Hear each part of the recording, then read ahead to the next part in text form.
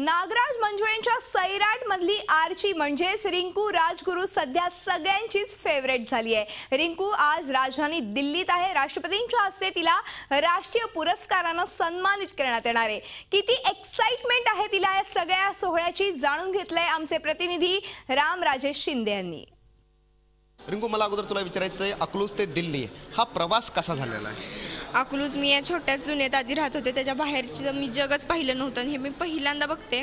त्याच्यातच मी घुटमळत होते आणि मी कधीच विचार केला नव्हता की मी दिल्लीला जाईल। मी हा विचार केला नव्हता की अरे मुंबई म्हटलं आपलं शिक्षण वगैरे झालं मुंबईला जाऊ, तर मी सैराटमध्ये खूप फिरले आणि इथं आज पोचले तर मला खूप छान वाटतंय। टर्निंग पॉईंट कोणता ठरला तुझ्या आयुष्यामध्ये चित्रपटाकडे वळण्यासाठीचा?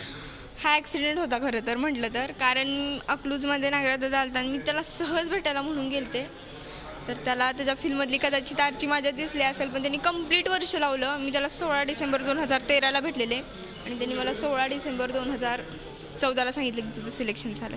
अच्छा, परंतु तुझ्यामध्ये काय पाहिलं ते नागराज मंजुळेने? तो मला म्हणतो की मी चालत येत होती की तुझ्यात तेवढा डॅशिंगपणा होता, तू संवेदनशील आहे आणि माझ्याकडे तेवढा कॉन्फिडन्स आहे। मी कोणती गोष्ट करायची म्हणली ना ते करते आणि मला ह्या गोष्टी खूप करायला आवडतात की ज्या जमत नाहीत, ज्या खूप अवघड असतात, चॅलेंजिंग, तशा गोष्टी मला फार करायला आवडतात। तर त्याला ते खूप आवडलं आणि त्याला असं वाटलं की मी ही फिल्म करू शकते, तेवढं स्ट्रगल मी करू शकते, म्हणून कदाचित त्यांनी मला घेतलं।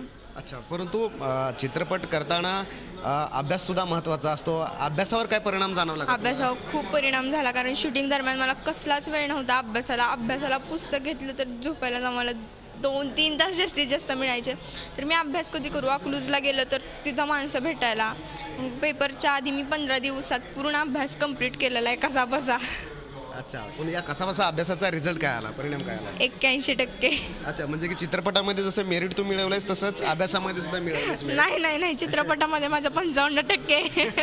अच्छा, म्हणजे की आणखीन चित्रपटामध्ये मेरिट मिळवायचं राहिले तुझं बाकी आहे? हो। अच्छा, आणि चित्रपटा व्यतिरिक्त जर तुला काय बनायचं असेल तर तुला काय आवडेल बनायला? डॉक्टर। का? मला कारण डॉक्टर म्हणजे एक सेवाच म्हणायची की, आणि मला खूप आवडतं की प्राण्यांचं जास्त करून मला इतके आवडते पिल्लं छोटी आमच्या घराच्या तिथे जरी असली ना, चिमणीचं पिल्लू पडलं आजारी, कुत्र्याचं पिल्लू, तर मी त्यांना घरी आणते, त्यांना चारा पाणी करते, मला ते खूप आवडतं। मला त्याच्यामुळे प्राण्यांचा डॉक्टर बनायचं आहे। अच्छा, चित्रपट किंवा डॉक्टर दोन्हीपैकी काय निवडशील? मी दोन्ही निवडीन, मला ऑफर्स आले चित्रपटचं ती करीन आणि डॉक्टर तर मी होणारच। अच्छा, परंतु चित्रपट करताना तुला काय वाटलं का की काही चॅलेंजेस असतात, काही आव्हानं असतात प्रत्येक वेळी? हो, जेव्हा अभिनय असतो, रडणं असतं, जेव्हा मी टी व्हीवर ते बघायची तेव्हा आपण किती त्यांच्या चुका करतो आणि जेव्हा स्वतः करायला जातो ना तर ते किती म्हणजे रडणं तर मी कधीच फिल्ममध्ये ग्लिसरीनचा वापर केला नाही। मी नॅचरल रडले, पुन्हा भांडणं, हाणणं, गन चालवणं, बुलेट चालवणं, हे सगळं माझ्यासाठी खूप अवघड होतं आणि चॅलेंजिंग गोष्टी मला करायला खूप आवडतात आणि मला सगळं करताना खूप मजा आली आहे।